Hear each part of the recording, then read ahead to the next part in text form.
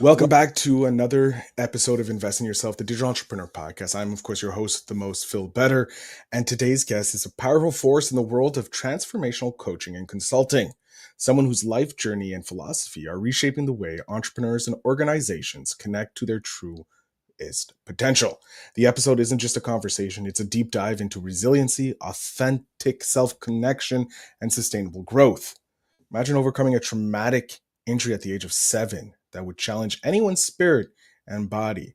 For this guest, who endured the unimaginable experience of losing and rehabilitating his left arm, this hardship became the foundation of his mission to guide others in transforming their own challenges into sources of strength and growth. Today, he's a status quo shattering speaker and business strategist committed to breaking down the barriers that keep people from their most profound success and fulfillment. Known for his impactful concept like embracing pain to avoid suffering, scanning the can, and waste to wealth, his teachings, individual and companies alike, how to unlock a level of wealth that goes beyond finances into time, relationship, and health. His vision to change over 1 billion lives and make a lasting impact on the world. It's a very small goal, very small goal. So get ready to be inspired by the extraordinary journey of Mr. Brian Bogert. Brian, thank you so much for being here. Phil, I'm excited to be here, man. And I got to tell you, I've been on lots and lots and lots of shows, and I don't know if this is like updated copy that our team sent, or if you did some deep dive, or if you had some chat GPT wizardry and magic, but or if you're just like a really good channeler. But I have to tell you that like that was one of the coolest intros that I've heard. And I just appreciated like the level and depth at which you weaved things in. And so it makes me sound really, really freaking cool. And hopefully I live up to the standard. But man, I'm excited to be here with you today. You are that cool. Period. End of discussion. I decided you're on the show. That means you're cool and you're awesome and you're going to deliver the value. It's a little bit of ChatGPT magic and my own little, beautiful voice added into there. Yeah, but no, I could tell the little weave there, bro. I've like reached this level of AI mastery that's been really fun. But I could just like, as you were reading, I was like, okay, I see Phil. I see he's a player. He's trying to level shit up everywhere he goes. Yeah, I look at myself, and I've said this a few times on the episode. I used to listen to I still listen to hip hop, but I'm old school 90s hip hop where you have the hype man, right? That you have the hype man who's just hyping up the crowd, and then you have the rap star coming out. I never thought I could be the rap star. I'm like, I'll be the hype man. So my goal is to hype you up as the main star because you're the rap star of the show, Brian. But we're going to jump straight into the first question I always ask because enough, chit chat. Why did you decide to jump into the coaching consulting world, eschew the 9 to 5 to be a digital entrepreneur? Yeah. So, there's a couple of transitions because I was an entrepreneur long before I was doing this full time. But I was in a brick and mortar type sense in the risk management employee benefits consulting world. And it was after I had been an employee in a similar industry. And, I think I learned really, really early, probably from the time I was born, that like, I hate to be told what to do.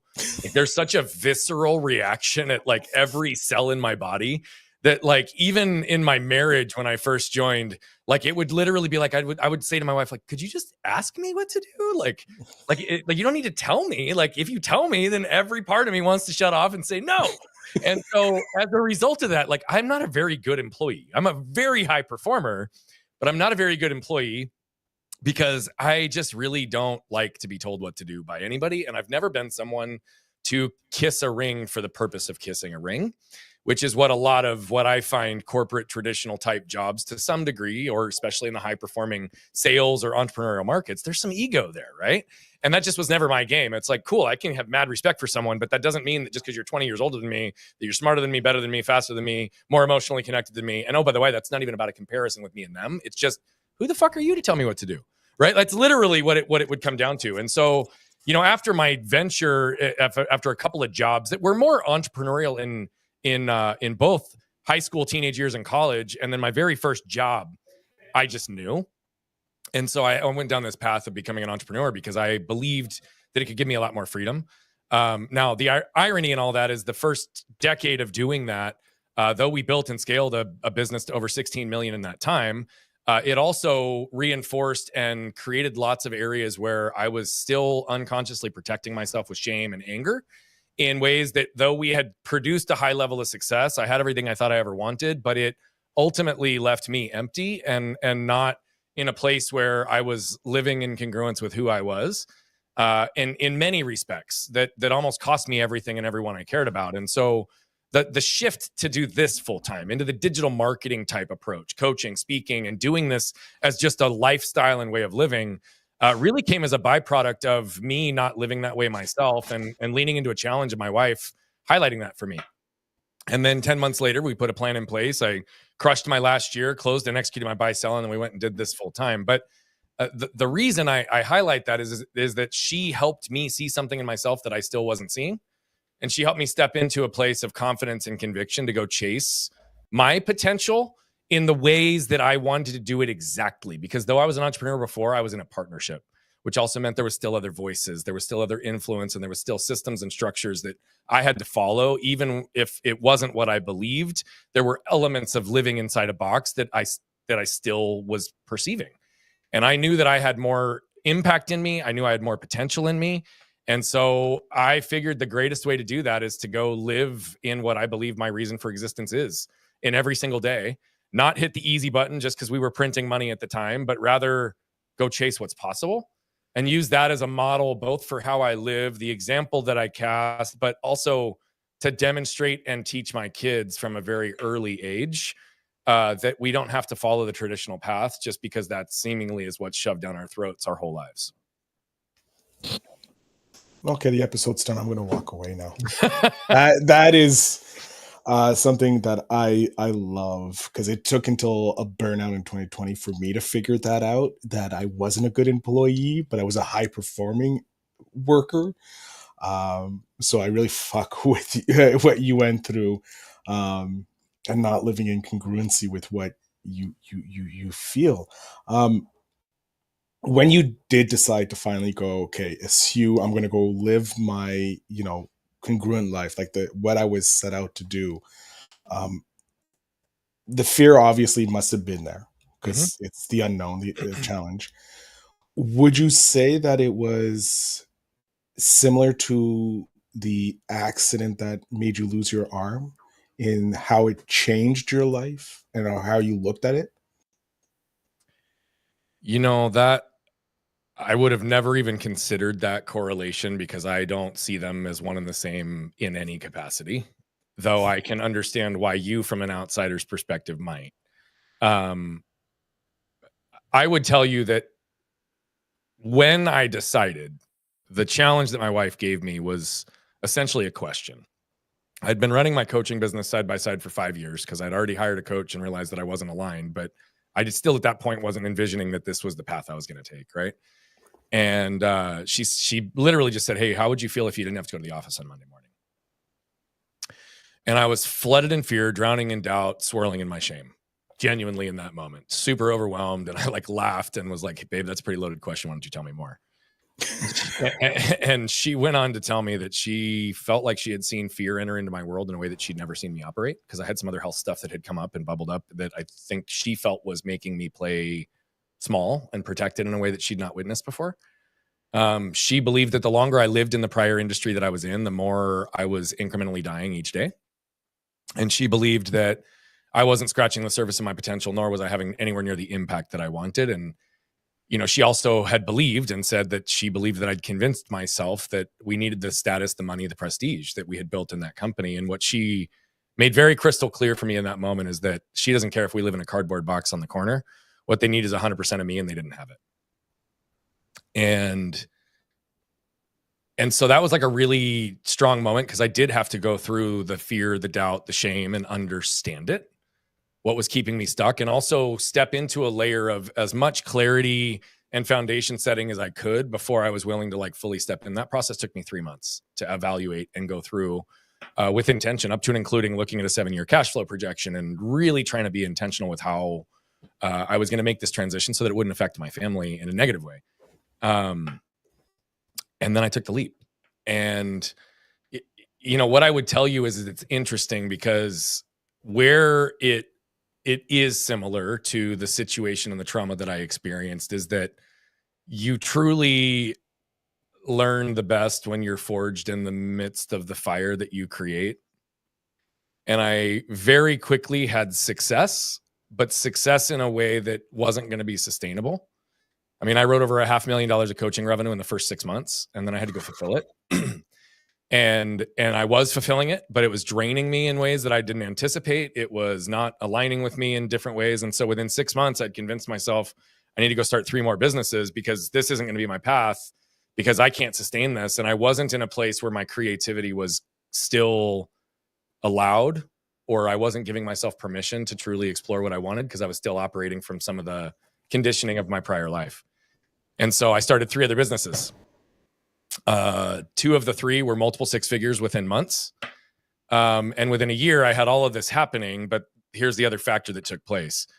What I know now is I entered into this business with confidence and conviction, but it was not in a place where my shame and my anger were no longer going to affect my life or my business, because they were not reconciled and cleared and worked on to a level that I wasn't operating from a reactionary stance.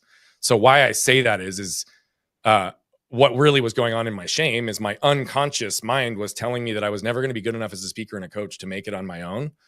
So I might as well start the other businesses. But over the course of these 12 to 15 months that followed, I wasn't supposed to be the operator in any of them. I was the visionary, the foundation, the strategy, the lead, the sales, the marketing, the engine, but I was never going to be operations. Within a year, I was operating all of them because my business partners and my lack of ability to communicate boundaries led to breakdowns. I tell you all this because while that was also all happening, again, we're producing revenue in all these ways. I also find out 10 months after I leave my other company that the whole reason I left was to go get to the core of who I was and help others ensure that they could live to the core of who they were. 10 months after I left, my wife sat with me on our back patio and went on to tell me that things I'd done, ways I'd shown up, elements of ways that anger and control permeated into our relationship had caused a pattern that caused her to lose who she was. I just left my other business 10 months prior to go do this full time. And now the person that I care about most, dude, it was like a dagger to the fucking heart. And why I say that is it was a blessing and a curse all in how this took place, because this layer of protection I'm building in these businesses helped carry some things, but it also helped create a distraction. But I also made a commitment to her that day that I was going to do everything I could to reverse it, which I did. You know, to summarize and compress the story, right? We've been together for 18 years. We hid from each other unconsciously for 14, and she's only felt emotionally safe with me for 36 months. But I've reversed generational patterns in my home. My kids don't even remember having an angry father. Like, we're in a complete different place. And it's not a coincidence that we have the deepest intimacy, the deepest love. And she's been an operator in our business now for over 2 years, which she never wanted to touch our businesses until she felt emotional safety in the home. So there's all these things that like evolved in this process. But why I tell you all this is because all of this was coming to a head and I blew it all up. And I blew it all up because I wasn't still living in alignment. I still had work I needed to do. I had to get to the source of my shame and my anger to reverse those patterns, which I did. And then once I had the capacity and the stability to do that, I shut down the other businesses that were no longer serving me. And I doubled down in this approach. It cost us a lot of time. It cost us a lot of money, but I learned a lot of lessons in the process. And this time I went in and was like, I'm going to do it exactly the way I want it. I'm going to build it however creatively I want. I'm going to do it the way I want, regardless of what anybody else in the industry is doing. And oh, by the way, now 2.5 years after that decision, we're exploding right now. And in a really good way that's such in deep alignment. And so I had to give that narrative in contrast, because the reasons why and what it felt like, again, what I learned through the experience of recovery here was what I had to learn through the experience of recovery on the emotional side, on the business and financial side, and ultimately on the relational side of learning in the hottest of hot situations as I'm being forged, even in a moment when I don't want to be. But again, it's all comes down to choice, right? I believe that we can all choose to change we can choose the change we want, or we can choose to change when we don't want change, right? But at the end of the day, it comes back down to our choice. And so that's what I've now lived into, is these are the ways that I choose every day. And I have more freedom, more fulfillment, more fun. I live my reason for existence. There's amplification that happens in ways that are just purely because of how open to receiving and abundant and clear in boundaries I have become. And I also want to be really fucking clear that there is no final destination. It's a constant evolution of self. And I still live it, exist it, and walk that path today, while I'm now bringing others along with me. Fuck. Jesus, that's there's a lot to unpack there. A lot into a short period of time there, bro. You did, and I'm going to be 100% honest. Not listening back, reading back is going to be fantastic when I get the transcript of this episode, because I know I just missed like at least a dozen good things there. I'm going to kick myself.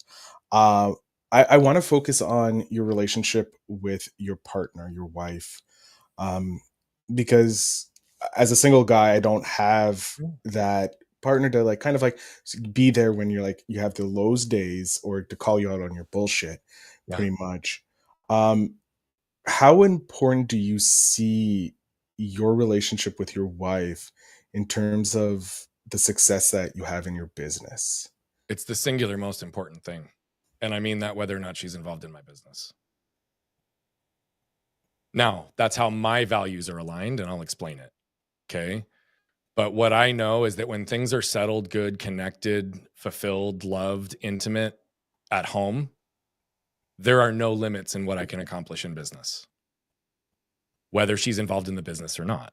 Now, I'll give another clarifier to that, because the other side of this is that when we also happen to be business partners, when she's actively involved in my business, the same thing becomes true, because if she doesn't experience consistent emotional safety and support in the home, it translates into her role and feelings within the business, which have nothing to do with the business, but they can come out in that way. And that's true for all of us. Right. And so it's a matter of really understanding, just like the contrast in life, like what are the contrast and complementary factors with your partner, whether it's an intimate, romantic life partner or whether it's a partner in a business, the same fundamentals become true. Like there has to be safety and protection on both sides. There has to be an attempt to see and understand each other. And there has to be an attempt to connect in all ways possible so that we can communicate and have resonance and understanding, and also be able to recognize that we're working towards the same thing instead of fighting against each other just because we might view it differently. Right? It's the contrast and the complementary nature of how my wife and I are so different that actually makes us unstoppable superpowers when we're together. Because it's not a 1+1=2 situation. It's a 1+1=5 or more, because we can accomplish exponential, infinite things when we are aligned and leveraging each other's skill sets and strengths and abilities, and not operating from a place of the need to defend where we're not good enough for fulfilling in our relationship or within our business, but rather actively holding each other along that journey with grace, love, empathy, and compassion. And I find that the more I can demonstrate how I care for my wife and how I care and show up for her in the respective ways that I can support her as well, again, whether in the business or not, the better and more connected she is to also doing that for me. And so it's not even a selfish initiative at this point, but there is a correlation between all of these relationship factors. And so for me, the way I'm wired, I told you I'm a husband and father first, which is why I started by saying that my relationship with my wife is the singular most important relationship, other than the one I have with myself, that I have in this world, which means that if it's not good, everything else, even if it can be somewhat good, it won't be as good as if my relationship was also. And so that to me is my hierarchy of focus, which is why I say it's the only thing binary in my world. Because if anything in my life is preventing me from ensuring that that is good first, then it doesn't either have focus or it gets removed from my life for however long it's necessary, up to and including forever if it no longer aligns. And so for me, the learning and understanding of both the fact that the world will never judge you based on your intent, they will only judge you based on your actions, makes this even more relevant, because the level at which we need to communicate and decipher each other's communication, again, there's what we have and how we intend something, and then there's how our words, energy, and actions communicate it to the world.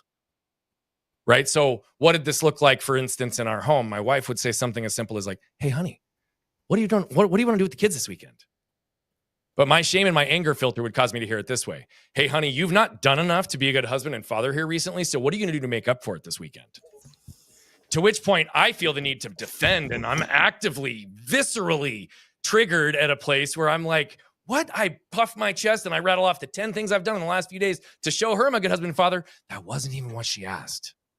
But that same thing can exist where if I ask for a status update on a project that we've been working on, if she has not progressed it forward, if she's not careful in understanding that I'm not suggesting that something's wrong or we've missed something or she fucked it up, then she could easily receive it from a place of defense because her own level of knowledge is like, well, man, I haven't gotten to that yet, or I haven't been able to complete it yet, or I haven't done this. And then it can go into a defensive reactionary state unless she's intentional. And then she feels like I'm pressuring her on something when in reality, I'm like, I literally was just asking for an update. Right. But the breakdown in communication in our personal relationship has led to all of these insights in how this communication is meaningful in every relationship, whether it's a business partnership, communicating with clients, communicating with kids, right? Understanding the importance of the second we're in a protectionary state, we guarantee we're going to disconnect ourselves from who we are and what we want and whoever's in front of us.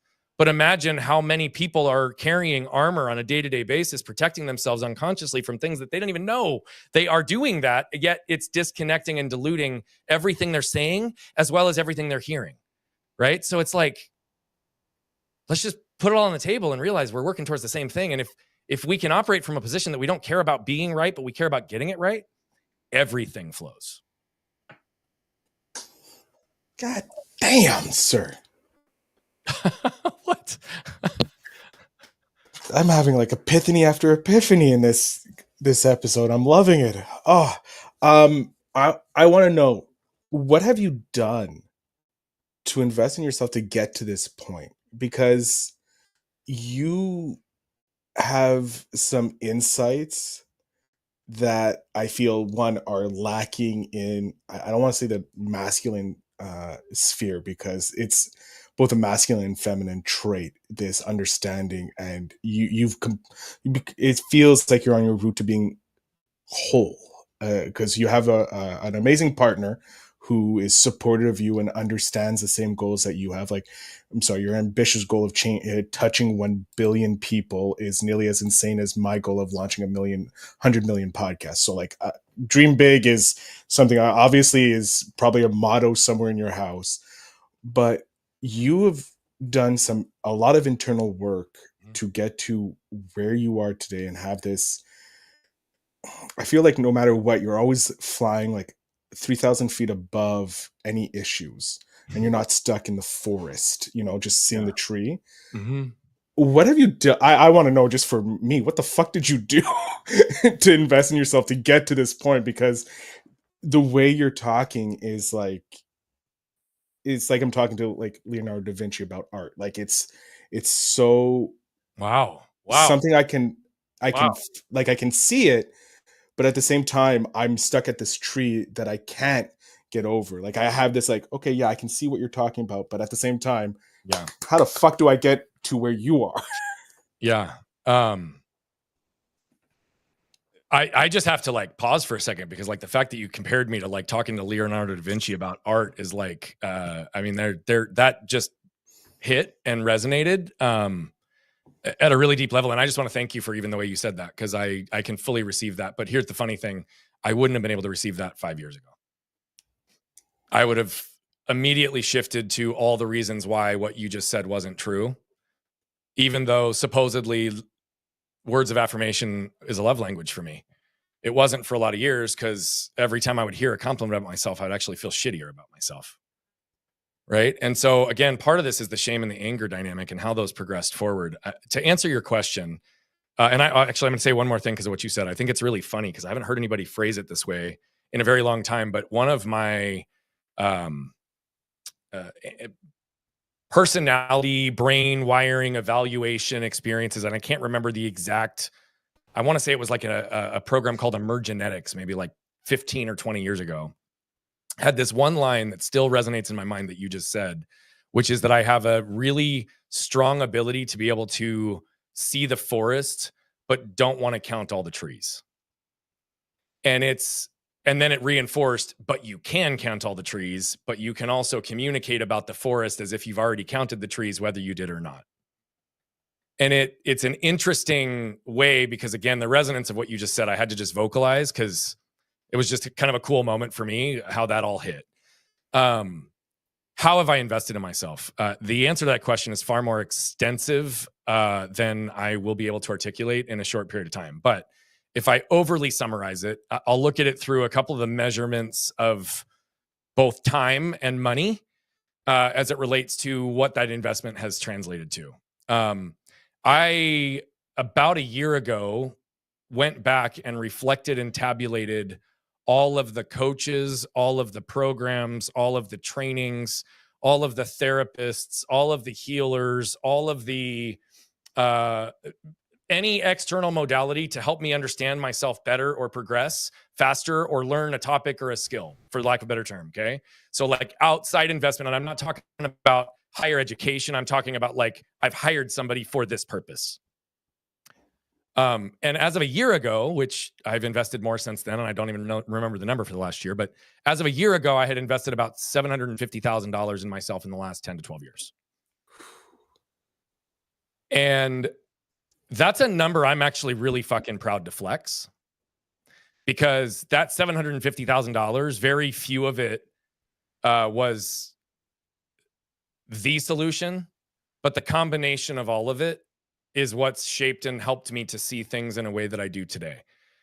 I also have to say, though, that there's and so that's like what, 750 grand in 11 to 12 years. Okay. So break that down. That's a significant investment annually. But what I also recognize is the more I do that, the more my earning potential rises, the more I'm able to accomplish things. And so there's ROI, significant ROI on that work. And I mean that ROI even more in the time, relationships, and health function than I do in the monetary definition of wealth. Now, the monetary definition of wealth was the last layer to hit. But if I look at that investment, I'm talking on whatever time I spent with these folks and the application and the work that was given and guided or directed through homework and reflection and application of these practices. I probably spent equal amount of time by myself doing the same type of work, and I needed to. Right. Something about my physical injury that conditioned this level of discipline and self-exploration, but it was in a different category before the last 12 years, was my accident. Right. I had to learn and think through how to overcome challenges and how to compensate and how to do something differently, or, my whole life, my brain has always been reprogrammed to find solutions wherever I'm in the face of resistance. And so, like, that's something that I just consistently have demonstrated and shown. And my wife will tell you, in the 20 years we've been together, she's like, from the second you see something and choose, she's like, I might as well just consider it done, because you're going to go down to that path. And I don't dabble in anything, right? If something lacks depth, I don't. But I'm one of those crazy guys that gets an interest, a hobby, a technique, and I buy all the equipment, do all the things, learn all the bits. And even if I'm not going to do it sustainably for the rest of my life. So I say all this because that's the level of investment. I had to get myself to a place first to believe that I was worthy of that investment. I had to get myself to a place to believe that I was going to be able to use that investment to create ROI in my life without understanding what that meant at the time. But I've consistently done that and consistently do that, because I think investing in yourself is the greatest investment you can make that'll pay the greatest dividends over time. But I talk healing modalities and all of the above. One thing that I have to say as a byproduct of all of this work, I lived and existed in daily physical pain for nearly 31 years. I'm 20 months with zero physical pain. And I believe it's a byproduct of all of the work that I've done emotionally, mentally, physically, spiritually, strategically, tactically, operationally, to continue to recognize that I'm as self-actualized as I can ever possibly be in this moment. But there's always the next few moments. There's always tomorrow. There's always more. And that's not that it's not, or I'm not enough because I want more in the future. It's that, again, there is no final destination, only constant evolution of self. And we've only got one fucking shot at this thing called life. And I think that I learned early, because I had to face having a healthy relationship with mortality at age 7. Jesus. Fuck. This episode is by far the one that's blown my brain more times than I care to admit, because I am stunned, because I'm pretty sure we can spend 8 hours talking and we still haven't scratched half the surface of questions I have. Um, I want to jump into the future though. I like seeing the future because someone like yourself probably, like you said, you have a billion people you want to touch. I want Yep. to know in 10 years, where do you have an idea of where you want to be, what you're doing in both business or in personal life? Obviously, you're probably evolving to the next level again, but what is it something that you want to accomplish in the next 10 years? So I got like really, really deep chills when you asked that question, because I'm very, very clear, and yet there's still a lot of ambiguity. Um, I am what I call being in the season of dad right now. I have a 9 and a 10-year old. And so a lot of my focus up until this moment and even building this business has been around making myself available, accessible, and present with them in all the ways I can. They're also now at an age where they are probably the most interesting that they've ever been. And that's not to minimize any other prior period. It's just that our kids are borderline brilliant.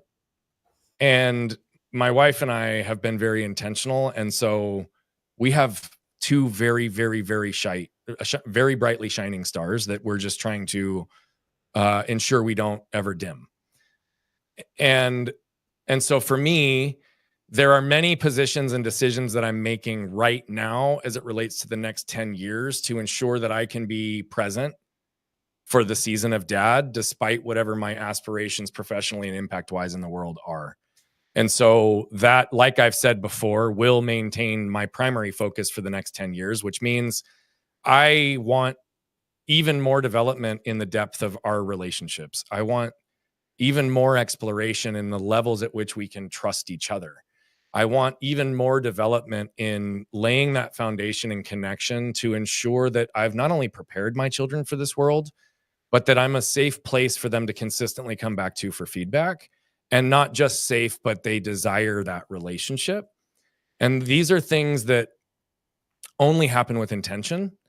And so my wife and I are very, very intentional in the ways that we're building and navigating our life, our relationships, and therefore our business as a result of it.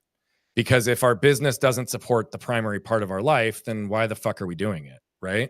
Other than not wanting to work for someone and being a shitty employee, those aren't good enough reasons for me, right? To take away from that. So for me, it's got to support our life and the ways that we want to live and the lessons that we want to teach. And so my kids are starting to be integrated already in coming to events that we host for our mastermind, or the private retreats that we host for healing for people or for breakthroughs in business, or in the masterminds that I participate in. They're flying out to Florida with me in the spring to tag along for an event that I'm co-facilitating and keynote speaking for 500 people. They'll be in the room. They're going to hear it. They're going to experience it. They're going to learn from other people. I didn't have those opportunities back then. So for me, as much as I care about the impact beyond my family, that is still going to maintain number one focus for at least the next decade. And that's just crystal clear to me. Now, that said, it's also forcing me to consistently evolve in my efficiency and effectiveness and the amount of time I can compress as it relates to what I'm able to accomplish in this world, whether it's within my business, within the people that I work with, within the scaling and systems that we develop. And so my core focus right now is creating even more processes, frameworks, systems that can be utilized and leverage both human insight as well as AI and automation that's done in a, by the way, really unique way, that I have yet to find anybody else doing in the way that I'm doing it, that I will be packaging and I'm sure be a part of our business in the future. Because I see a huge possibility to use my ability to ask questions, my ability to explore, my ability to see a vision and iterate until I feel like that vision is crystal clear and tangible. And I apply those same things, not just with what I feed it, but what I'm able to extract in the way I work with my clients, the way I work with my clients' businesses. And now AI is helping me do that even more effectively, despite the fact that I resisted AI for a long time. And so where I think I'll be 10 years from now is in a much more established place with a larger set of what I'm going to call raving loyal fans that are a part of helping me fulfill that billion life impact. because I recognize that the impact of 1 billion lives will not be with Brian Bogert's name behind it, even if I'm the influence and motivator to create it. I believe that moved people move people. And so I'm trying to just move as many as I can, because the compound effect of moving people moves more through me. And so, you can do some simplified math, right? I need to get 1,000 screaming fans to impact 1,000 people. And I'm pretty freaking close to that 1 billion lives already, right? We start amplifying this and it compounds over time. Again, this is the ripple effect of how I'm building things, so that every action, every intentional aligned focus has a ripple effect through it. Whether it's through how I can do things faster or more effectively, or how others are able to access the information and apply it themselves to create the same levels of joy, freedom, and fulfillment that I get to exist and live in. And so I believe that I will be more embodied in what I teach 10 years from now than I probably ever have been.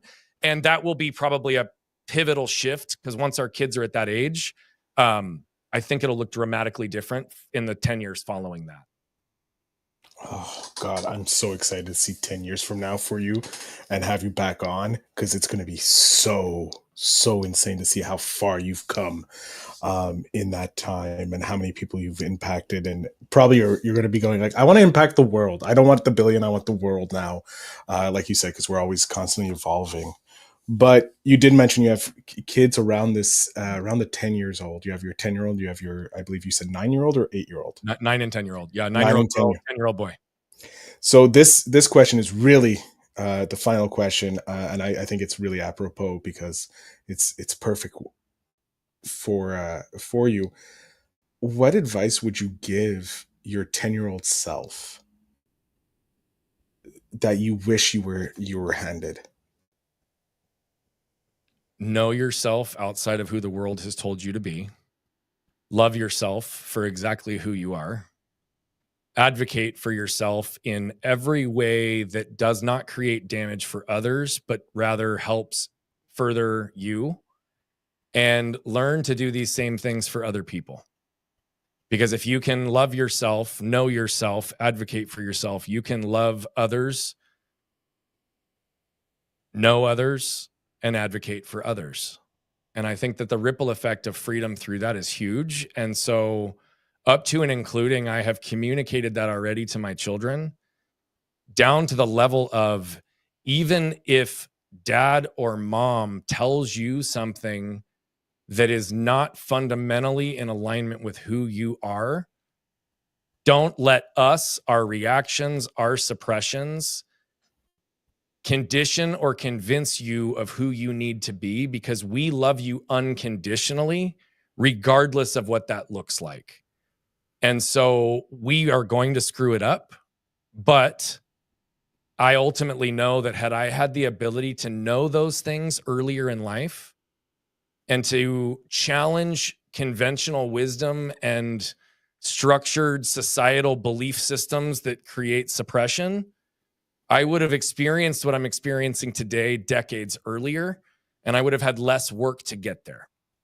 So my number one rule in everything I teach is the number one rule about repairing damage is to never create damage in the first place.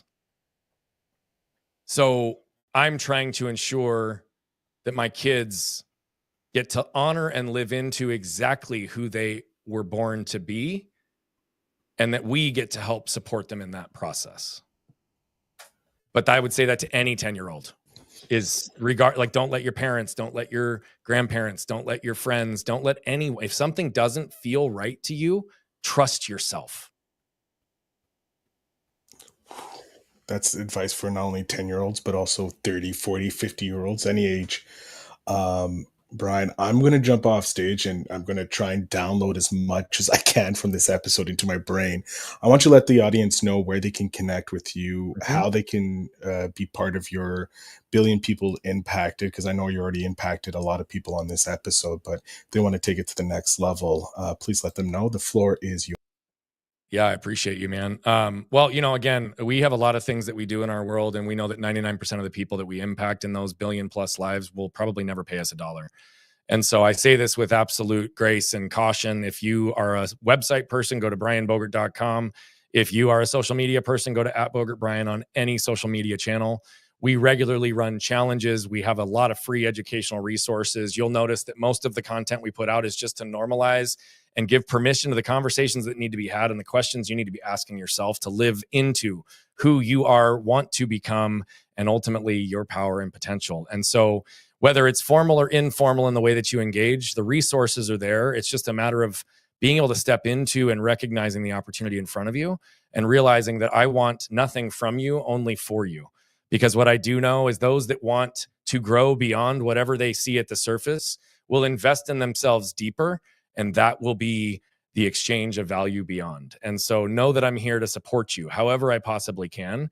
And one of the things that we're actually developing that's in line with the question that you asked me right before this is a regular system and process to put our educational resources around the topics that we discuss and teach into frameworks that can be taught and described to 8 to 13 year olds, 13 to 18-year-olds, or sorry, 8 to 12-year-olds, 13 to 18-year-olds, and 19 to 22-year-olds. And so if this is relevant for you, find the way to engage and get those resources. If you've got kids or young ones or up and coming potential in your life that you want to also learn these lessons earlier so they can step into it without having to unpack later, those resources are going to be produced and available as well in our world. And we want to help however we can.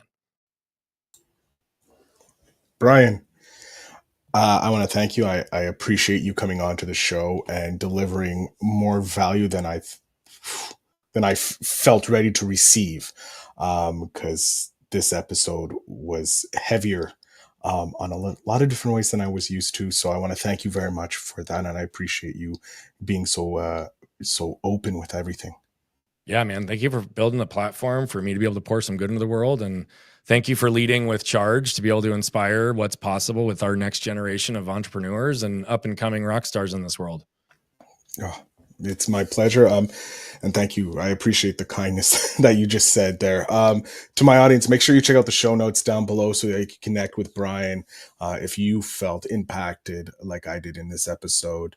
And as always, remember to invest in yourself.